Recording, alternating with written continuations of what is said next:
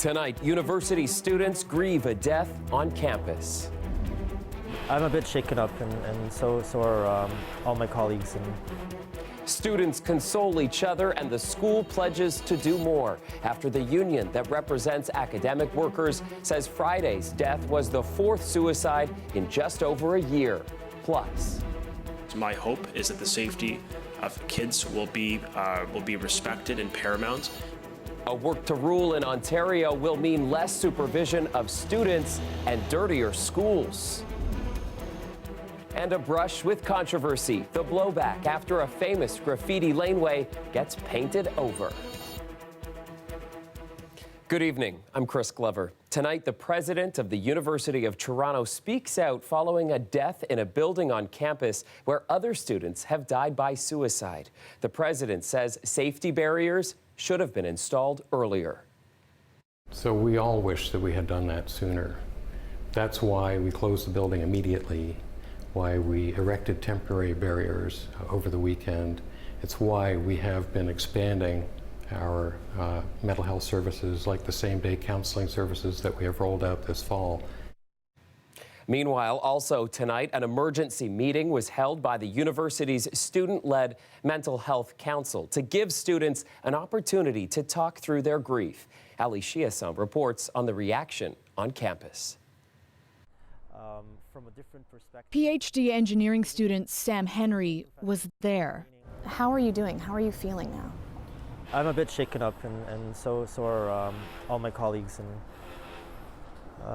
There have been different responses, some grief, some with anger, and the fact that it's in the same building.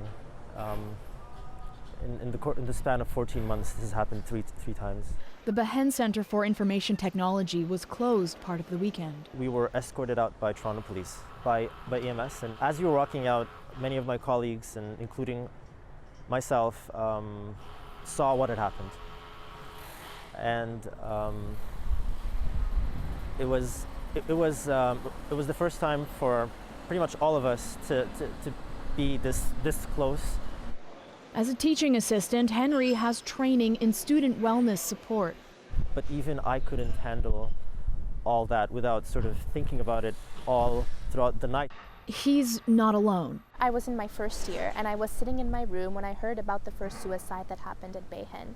Flash forward to a year later where we've had our third suicide from Behen, and the same thing is still happening. The issue of student suicides on campus became a flashpoint earlier this year when students protested, calling for improved mental health supports. Administration says they've been working on it. So immediately following the tragic events of last spring, we increased our counseling services. We've also, starting this fall, brought in same-day counseling for students who arrive expressing extreme need or crisis. In the meantime, construction has begun on physical barriers in the Behen Centre's atrium. I think the biggest change U of T can make within the next few months and before the next semester is bringing in more people who are capable and trained of helping students in immediate crisis.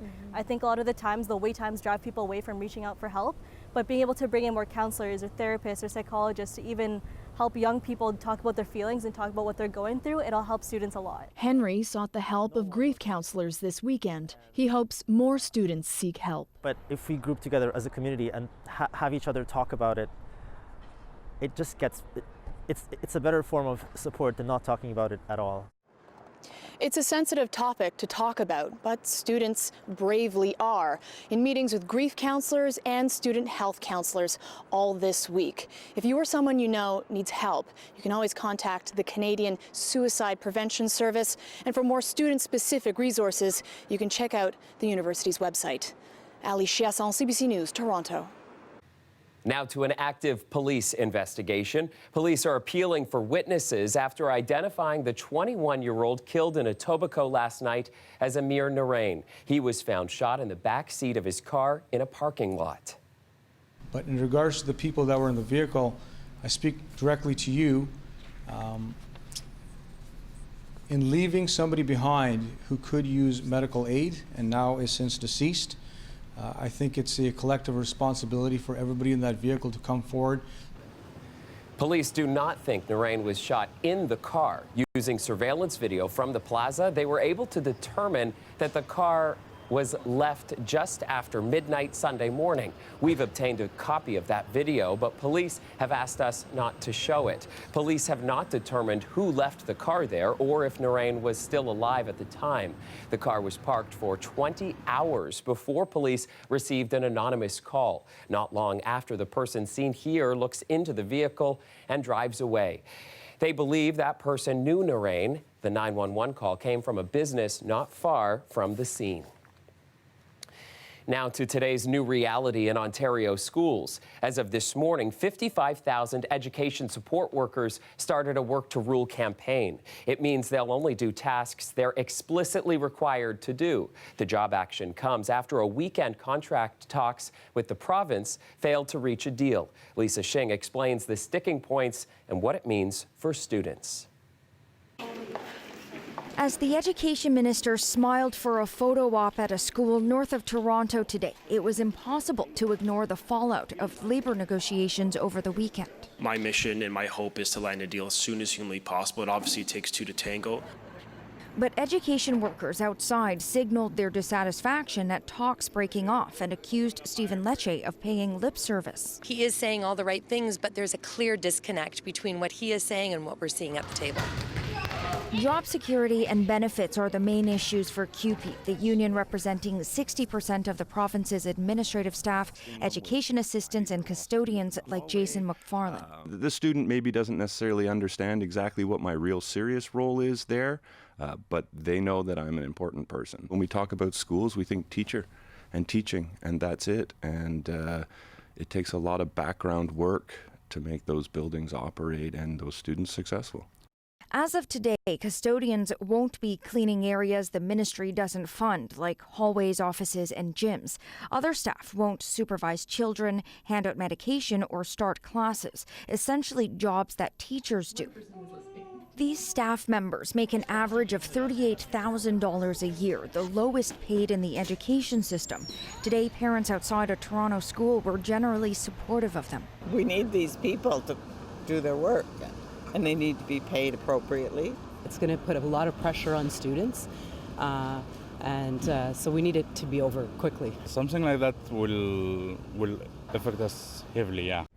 So far, there are no new dates set yet for other negotiations. Now, the province is also locked in talks with several other unions. None of them have been able to reach an agreement yet. Lisa Shing, CBC News, Toronto.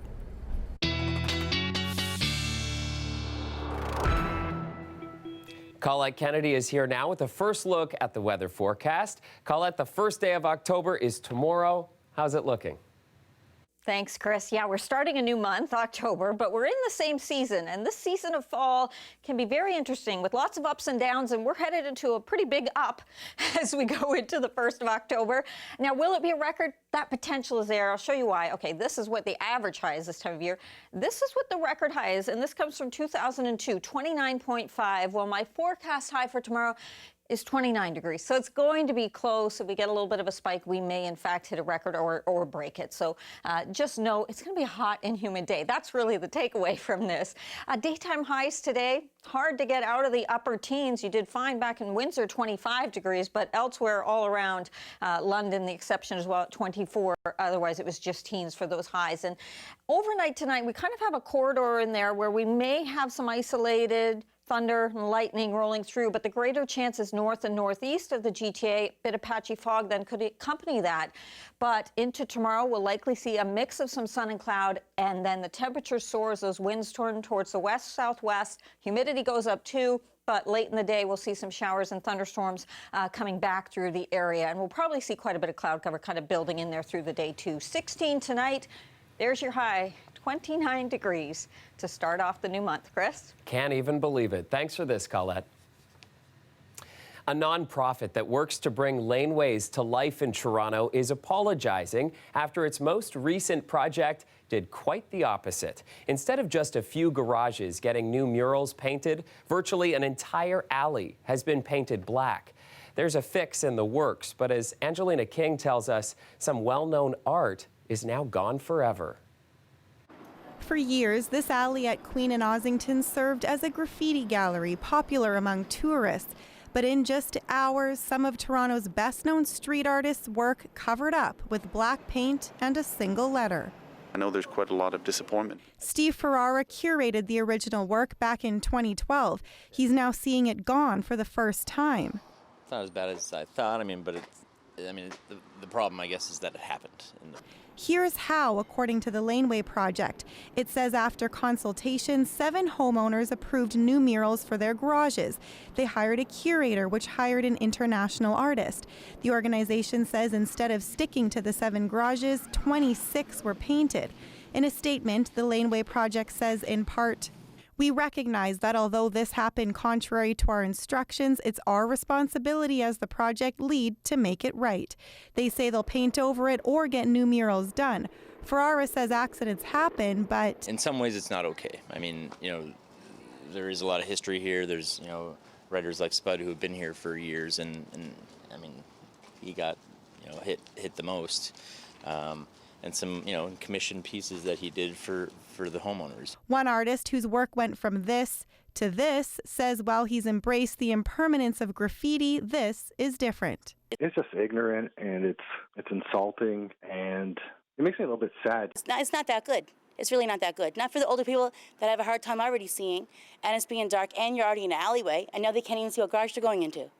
While she's upset the existing artwork is gone, this homeowner actually signed up for new art, but his garage, for some reason, didn't get painted. And I was quite excited about getting some art, contributing to the scene. I was quite disappointed that it didn't happen. Ferrara says there are plans to get as many of the original artists back together to create new pieces with homeowners' approval. He says that could happen as early as this weekend. Angelina King, CBC News, Toronto. Still ahead, a Toronto coffee truck caught in an international trade war. I would say at least 80% of our customers use cards, credit cards or debit, and we've lost a lot of business because of that. How an American embargo on Cuban coffee beans is grinding a part of this small business to a halt. We'll explain a little later in the show.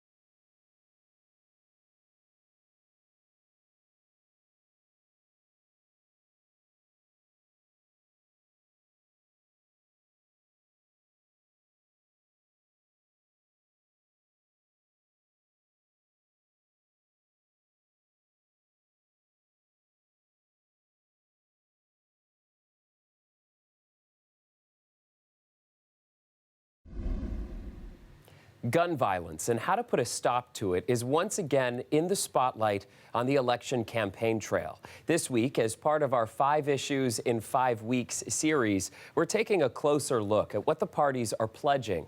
It comes as Toronto Police release an update on its Project Community Space. Here's Shannon Martin. I was screaming so loud. I heard a gunshot and then people just from everywhere were running up and down the street. From Saturday to Monday of August-long weekend, 17 people were shot in 14 different incidents, the worst at this North York nightclub. We have to figure out how to reduce the gun violence, but at the same time, not turn neighborhoods and communities upside down. Police swiftly launched Project Community Space, an intelligence-led plan to crack down on guns and gangs. Our officers have made 240 arrests and laid 525 charges. 6 weeks in, Police Chief Mark Saunders says shootings have dropped by 30%. But funding from all 3 levels of government runs out at the end of October. So when the project's over, it certainly doesn't mean that crime stops and we all hold hands and cross over into the sunset. I ask all of our elected officials to understand that harm, injury, and death from guns is a preventable public health crisis. A few blocks away, more than a dozen doctors and nurses joined Liberal leader Justin Trudeau for a discussion on gun violence. And that's why we're moving forward with significant gun control measures that will ban military-style assault weapons that have been used in mass shootings, increasingly in the United States, but also in Canada. The Liberals also saying if elected, they would give cities more power to restrict or ban handguns. It's something the NDP and the Greens say they'd support, but the Conservatives are against a handgun ban. Instead, Andrew Scheer is proposing lifetime bans for anyone convicted of violent crimes or gang activity. Most of the debate so far has been centered on guns, which I believe is very important, but there are other things to this beyond just gun control itself. Mayor John Tory has long called for a national handgun ban. Well, that doesn't seem likely this election, he says. There is plenty more he'd like to hear from all parties. The 2 things that are other than gun control, one is investments in kids and families and the plans they have to make greater numbers of community investments to prevent crime and to keep people away from crime. And the second is some of the legal reform related to things like bail and sentencing. Trudeau was asked specifically how a ban would work here in Ontario, given that Premier Doug Ford opposes it. Trudeau says he hopes that provinces would listen to the voices of experts and mayors who want to fight gun violence. When asked if he's talked to Doug Ford since the campaign began, he said no. Shannon Martin, CBC News, Toronto. So what matters to you this election? You can connect with us by email, phone, or on social media. Email us at mygtaelection@cbc.ca. Call us at 416-205-6000 or connect with CBC Toronto on Instagram, Twitter, and Facebook. And we'll do our best to tackle all the issues that matter to you and the GTA. Stay with us. We'll be right back.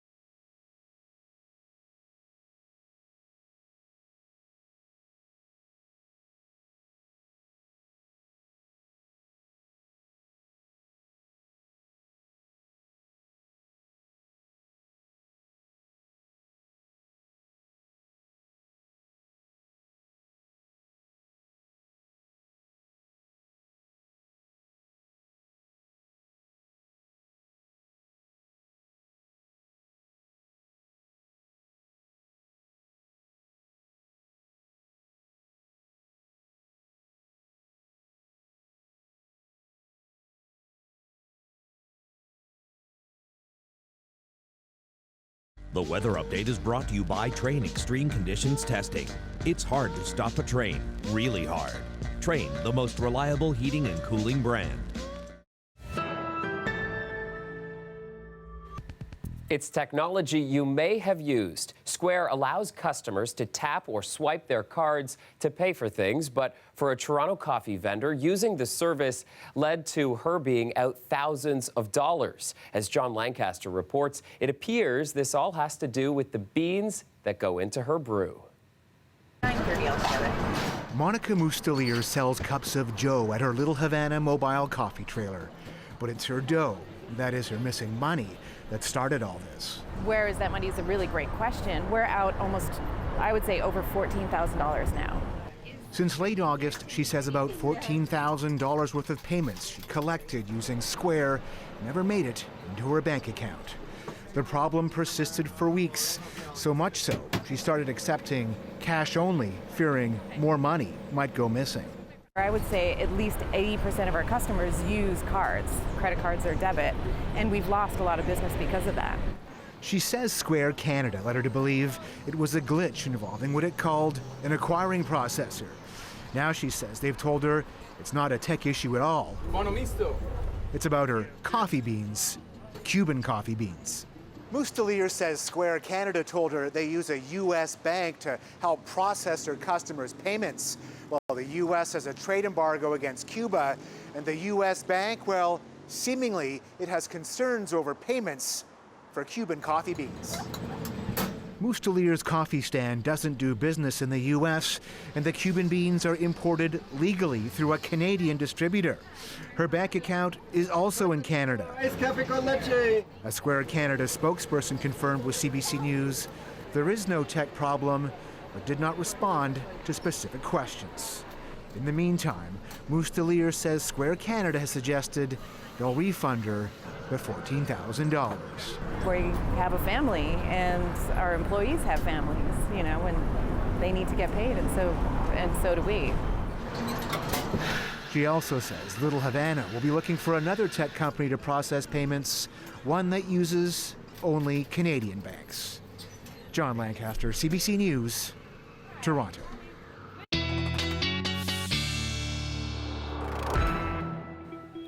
Colette Kennedy is back now with a look at your long-range forecast. And Colette, a very short-lived burst of summer is on the way. Thanks, Chris. Yeah, so much going on, especially over this next 24 hours. Because the temperature going up tomorrow, but then it's going to be falling as well. So if we kind of look at the headlines for the short term and longer term, some fog patches and the risk of some thunder overnight tonight. But Tuesday, hot and humid, possibly record-breaking in terms of the temperatures. But then by midweek, we go into a new pattern where the temperature will be getting cooler and kind of cooler each day, and some rain showers in there for a few days as well. So a few things going on. One, we have a system that's approaching, and as it's coming in, the winds turn towards the west-southwest. That's really going to be pushing up the humidity through the day on Tuesday, but those temperatures as well. We'll get into more cloud cover than I think this model is showing, especially into the afternoon hours, and that's when we also see a greater chance of having the scattered showers developing and isolated thunderstorms in there as well. And then we get some breaks, and then into Wednesday, we're going to find the temperatures coming down on the backside of this system. But not only that, some waves of wet conditions sort of moving through off and on, and that does linger into Thursday as well. So we'll have a few days where the umbrella will not be far away, or at least you hope it won't be. Overnight tonight, these are the lows. Not very low for southwestern Ontario, 20 degrees all around. Some quieter conditions here, not quite as close to the center of this system. It's a bit further north. And then tomorrow afternoon, still seeing high humidity, the temperature going up as well, and some isolated thunderstorms certainly possible. But again, the greater risk will be north, and it will be to the east of you. Overnight tonight for Toronto, it's 16 degrees, some patchy fog possible, some isolated showers or thunderstorms, or even in some cases just a little bit of drizzle.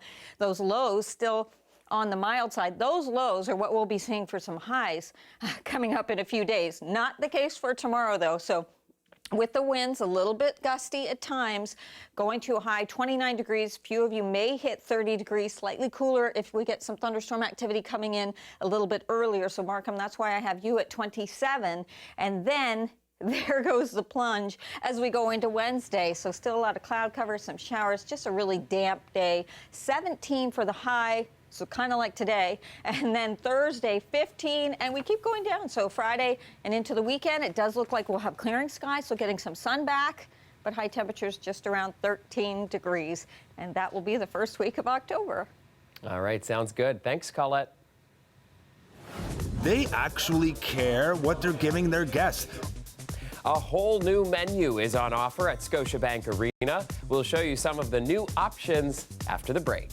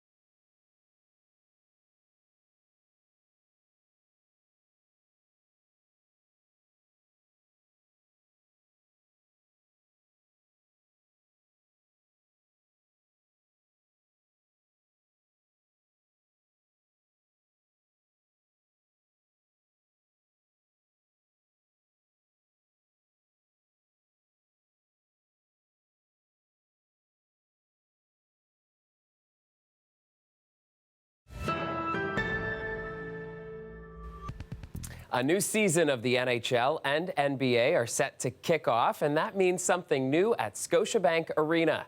New food for fans. We have a lot of regulars that come back every year, and we got to make sure that we are showing them something new every year. So lots of great results last year, and championship even.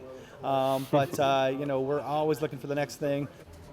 How about championship jerk burger or sweet Italian sausage, a barbecue vegan jackfruit sandwich, and soft serve ice cream? If none of those interest you, there's also a kale and truffle fusilli mac and cheese, French onion poutine, and if you got a sweet tooth, a s'more please dessert poutine. All of these treats and more will be available inside the arena, and although they're on a quick service menu, MLSE and the vendors say the quality does not feel quick. At a lot of stadiums all over the world, it's about volume and volume and volume and just keeping up with the volume. At Scotiabank, and we've had a relationship with them for almost 18 years, it's about quality and then volume.